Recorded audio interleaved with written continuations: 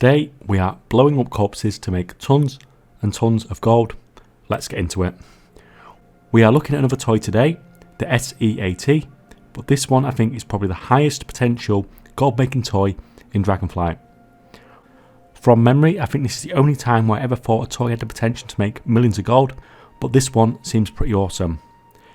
These are super rare at the time of recording, with only 25 on the EU and only 15 on the whole US.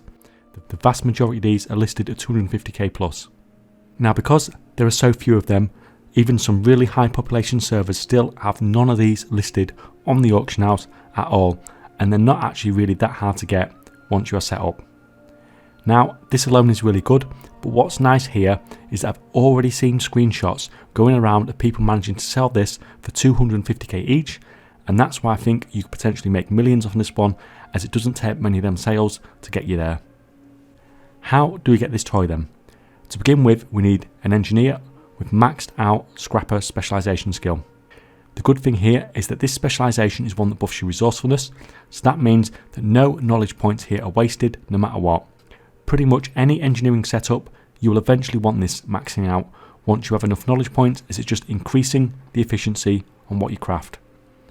That basically means that there's nothing to lose really.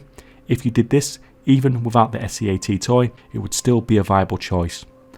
I have this unlocked because of the stat bonuses, and the toy was actually a surprise to me when I unlocked it. This tree allows us to acquire pieces of scrap whenever we use tinkers or bombs. Tinkers are the engineering sockets that you can get in goggles and braces, etc., that can give you on-use abilities with a cooldown. I threw an invisibility one inside my goggles, and I just used it every 10 minutes when it came off cooldown, and every now and then it gave me a bit of scrap. This was a really easy way to get scrap with absolutely zero effort, but the drop rate wasn't that great. What I found more efficient and fun was to use bombs, in particular the creature combustion canister seemed to have a high drop rate on the scrap. With this bomb, you basically want to be finding, or more likely making, a corpse. You then use the bomb to blow the corpse into loads of meat, which you can then run around and collect. Every time you do this, you have a decent chance of getting scrap. The cooldown on bombs is 5 minutes, which is shared across all the different types, but the drop chance on the scrap does seem to be much higher from bombs than tinkers. A quick note here, you cannot use the easy throw versions of bombs to get scrap. It needs to be the full proper versions. As fun as it was going around the world blowing up corpses to make gold, the most efficient way to get scrap is probably just to use the primal deconstruction bomb and use it on a target dummy in the city. You won't get all the meat doing this, but you don't need to kill any mobs either. Basically, you just throw the bomb at the target dummy every 5 minutes and then use a tinker when that comes off cooldown too.